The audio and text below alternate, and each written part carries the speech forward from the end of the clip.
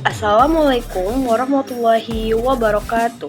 Halo teman-teman semuanya, perkenalkan nama aku Suci Chandra dengan NIM 2404010067. Di video kali ini aku ingin membahas tentang mata kuliah pengantar ekonomi makro yang dimana yaitu mengenai teori perdagangan internasional. Baik, yang pertama itu mengenai sistem merkantilisme. Apa sih sistem merkantilisme ini? Yaitu perdagangan antar negara sebenarnya itu sudah dimulai sejak ratusan tahun yang lalu sebelum adanya sistem merkantilisme ini sekitar abad 17. Nah, sistem merkantilisme ini tuh bertujuan untuk meningkatkan ekspor dan mengurangi impor sekecil mungkin. Meningkatnya nilai ekspor berarti itu negara memperoleh keuntungan dengan masuknya devisa ke dalam negeri. Nah, beberapa hal nih yang perlu diperhatikan dalam kebijakan perdagangan internasional merkantilisme adalah yang pertama ini ada yang A ini logam mulia itu identik dengan kemakmuran dan kekuasaan. Maksudnya itu untuk itu di dalam perdagangan internasional itu diusahakan untuk memperoleh surplus yang kemudian dibayar dengan emas. Nah, kemudian ada yang B, pemerintah membatasi dan bahkan melarang nih impor barang yang sudah diproduksi dalam negeri. Pembatasan ini bertujuan mengurangi keluarnya devisa ke luar negeri dan mengurangi ketergantungan terhadap negara lain. Pembatasan dan larangan impor dilakukan dengan tarif dan kuota. Nah, yang terakhir nih ada barang-barang ekspor disubsidi oleh pemerintah dan ekspor bahan mentah dilarang. Untuk meningkatkan daya saing barang ekspor dilakukan dengan menekan upah serendah mungkin. Baik, selanjutnya, mengapa sih perdagangan internasional itu terjadi? Yang pertama itu memenuhi kebutuhan barang yang tidak dihasilkan sendiri. Penjelasannya itu perdagangan internasional memungkinkan negara memenuhi kebutuhan akan barang dan jasa yang tidak dapat dihasilkan di dalam negeri. Hal ini dikarenakan setiap negara memiliki keterbatasan untuk menghasilkan barang dan jasa tertentu. Contohnya kayak misalnya negara A nih ingin menghasilkan suatu barang untuk memenuhi kebutuhan negerinya. Tetapi karena keterbatasan kemampuan sumber daya manusia dan keterbatasan bahan baku pokoknya, itu menyebabkan mereka sulit untuk memenuhi kebutuhan, sedangkan mereka butuh banget.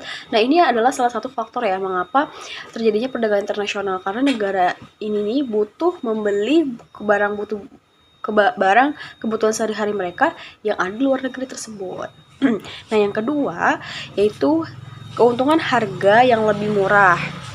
Nah, perdagangan internasional mempertinggi kesejahteraan suatu negara.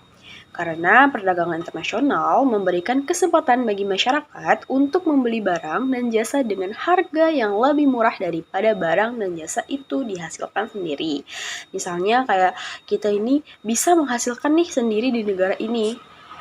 Tetapi karena di luar negeri ini mungkin jauh lebih murah, nah makanya tidak jadi, maksudnya bukan tidak jadi, maksudnya lebih mempertimbangkan untuk membeli di luar negeri tersebut karena harganya jauh lebih murah, makanya perdagangan internasional ini bisa terjadi. Baik, selanjutnya di sini akan membahas tentang ekspor dan impor. Nah, impor adalah kegiatan transaksi yang dilakukan antar negara dengan tujuan untuk membawa barang dari luar negara ke dalam negara yang bersangkutan. Contohnya kayak misalnya kita ingin membeli barang di luar negeri ke negeri kita, itu termasuk impor ya, dari negara orang ke negara kita sendiri, itu impor. Nah, baik, sedangkan ekspor adalah kegiatan mengeluarkan barang dari wilayah pabean suatu negara keluar wilayah pabean negara yang dituju.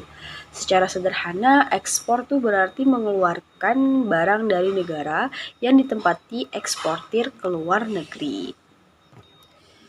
Nah, dalam menjalankan ekspor ini harus memenuhi syarat-syarat sebagai berikut. Yang pertama itu SIUP, yaitu surat izin usaha perdagangan, adalah bukti atau izin yang dikeluarkan oleh pemerintah guna mengesahkan usaha yang dilakukan oleh pengusaha.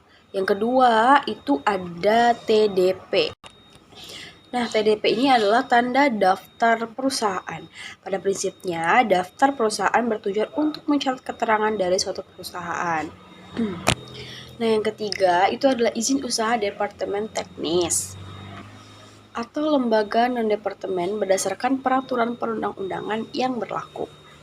Nah, teman-teman, selain dokumen yang disyaratkan untuk menjadi eksportir juga harus menyertakan dokumen SKA atau surat keterangan asal. Nah, SKA sendiri ini terbagi dalam dua jenis, yaitu yang pertama tuh SKA preferensi atau GSP. Nah, SKA ini tuh yang berfungsi sebagai persyaratan dalam memperoleh preferensi yang disertakan pada barang ekspor tertentu untuk memperoleh fasilitas pembebasan sebagian atau seluruh bea masuk yang diberikan oleh suatu negara atau kelompok negara tertentu. Ada 10 jenis SKA pada SKA preferensi ini. Nah, lanjut, yang kedua itu ada SKA no preferensi. SKA non-preferensi ini yaitu SKA yang berfungsi sebagai dokumen pengawasan atau dokumen penyerta asal barang yang disertakan pada barang ekspor untuk dapat memasuki suatu wilayah negara tertentu. Ini ada 9 jenis SKA. Jadi perbedaannya itu kalau SKA preferensi itu persyaratan dalam memperoleh preferensi ya sebagai syarat. Tapi kalau SKA no preferensi itu sebagai dokumen pengawasan atau dokumen penyertaan asal barang. Baik, selanjutnya akan membahas tentang hambatan atau rintangan dalam perdagangan internasional. Yang pertama, itu kita akan membahas mengenai tarif. Tarif ini merupakan pajak atau bea yang dikenakan pada barang-barang yang diimpor dari negara lain. Nah, pembebanan tarif mengakibatkan semakin mahalnya barang yang diimpor. Oke, selanjutnya itu ada kuota. Kuota ini merupakan suatu bentuk hambatan dalam perdagangan internasional yang dilakukan dengan cara membatasi jumlah barang yang masuk ke suatu negara dan keluar dari suatu negara. Alasannya itu adalah untuk membatasi pengiriman barang dari dalam negeri secara berlebihan. Misalnya ini tuh agar melindungi kelestarian sumber daya alam tertentu atau melindungi kebutuhan dalam negeri sehingga tidak terjadi kekurangan. Karena kalau misalnya nggak dibatasi nih kuotanya terus penerusan dikirim, nanti yang dalam negeri ini kekurangan, seperti itu. Selanjutnya ada aturan administratif dan karantina. Nah, pemerintah kadang menetapkan suatu kebijakan yang berkaitan dengan perdagangan internasional bersifat menjadi penghalang dalam perdagangan internasional. Ini misalnya nih impor ternak dan pekan ternak yang harus melalui prosedur rumit dalam sistem karantina serta penelitian mendalam merupakan hambatan dalam perdagangan internasional. Karena kan ini ternak ya, pasti harus karantina terlebih dahulu. Takutnya ini ada terjadi sesuatu atau penyakit atau apapun itu. Nah, selanjutnya ini ada subsidi. Terakhir ya, yaitu kebijakan pemerintah kepada perusahaan dalam negeri bertujuan untuk membantu pertumbuhan perusahaan tersebut agar mampu bersaing dengan produk impor dari luar negeri. Nah, pemberian subsidi ini tuh menguntungkan konsumen karena konsumen menikmati harga yang lebih murah serta tidak kehilangan surplus konsumen. Nah, baik teman-teman semuanya, yang terakhir nih kita akan membahas mengenai cara pembayaran dalam perdagangan internasional. Nah, yang pertama ini sudah jelas ya, tunai atau cash. Cara pembayaran tunai ini dilakukan apabila kondisi keuangan eksportir masih terbatas dan eksportir tersebut belum begitu mengenal importir yang ada di luar negeri. Biasanya ini cara pembayaran yang kurang disukai oleh orang importir karena importir harus menyediakan uang tunai yang cukup untuk melakukan pembayaran tersebut. Sehingga importir modalnya terbatas, akan terganggu likuiditasnya. Nah, cara pembayaran tunai ini dapat dilakukan dengan menggunakan cek atau bank draft. Yang kedua itu ada open account. Nah, cara pembayaran dengan open account ini dilakukan setelah barang yang diekspor diterima oleh importir. Nah, jika sudah diekspor diterima oleh importir. Nah, jangka waktu pembayaran disesuaikan kebijakan importir, sehingga bila terjadi resiko itu akan yang menanggung itu adalah eksportirnya. Dengan cara pembayaran semacam ini, eksportir harus memiliki modal yang cukup besar, dan mengenal importer dengan baik. Nah, jika kalau misalnya nggak mengenal dengan baik nih, bisa-bisa terjadi ini penipuan. Nah, seperti itu. Jadi kita harus pandai-pandai memilih importer. Lalu yang ketiga ini adalah commercial bills of exchange, yaitu adalah surat yang dikeluarkan oleh eksportir yang berisi perintah kepada importir untuk membayar sejumlah tertentu pada waktu tertentu. Nah, ini kan pada waktu tertentu. Ternyata kan waktunya ini mungkin ditentukan oleh eksportirnya. Nah, ini tuh berisi surat gitu. Selanjutnya itu terakhir ya, ada letters of credit atau LC. Nah, letters of credit adalah surat yang dikeluarkan oleh bank atas permintaan importir, dan bank tersebut menyetujui untuk membayar sejumlah transaksi tertentu yang ditarik oleh eksportir. Nah, ini tuh jenis pembayaran yang disukai nih, dan biasa digunakan dalam perdagangan internasional pada saat ini, karena jenis pembayaran itu lebih terjamin keamanannya karena kita menggunakan bank ya, kan ini bank lah yang menjaminnya, terutama itu bagi eksportir. Bank yang menjadi penjamin pembayaran ini disebut issuer, adalah bank negara eksportir yang atas permintaan eksportir menjamin pembayaran LC yang dikeluarkan.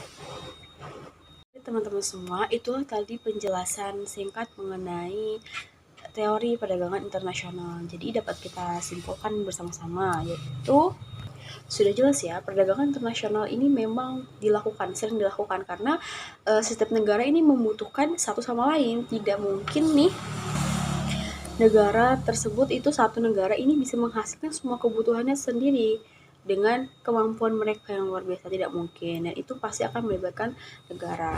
Dan pada perdagangan internasional ini tuh ekspor impornya memiliki banyak cara pembayaran nih, ada yang tunai, ada yang open account, ada yang commercial bills of exchange, dan ada yang letters of credit. Nah, kalau misalnya kita lihat hambatannya ini mungkin dari tarif ya, karena pajaknya yang tinggi, dan karena kuotanya harus terbatas, karena kalau nggak dibatasi itu akan mengurangkan sumber daya di negara itu. Lanjut ada aturan administrasi dan karantina, karena harus melewati proses karantina untuk peternak, dan lanjut subsidi yang diberikan pemerintah kepada perusahaan. Nah, itulah mengenai perdagangan internasional. Intinya itu penting sekali antara satu negara dan negara lainnya untuk saling membutuhkan satu sama lain, karena tidak ada negara yang benar-benar sempurna bisa semuanya, seperti itu. Baik, terima kasih teman-teman yang sudah nonton. Mohon maaf jika ada kekurangan atau salah kata, karena saya juga masih belajar. Mungkin itu saja. Wabillahi taufiq wal hidayah. Wassalamualaikum warahmatullahi wabarakatuh.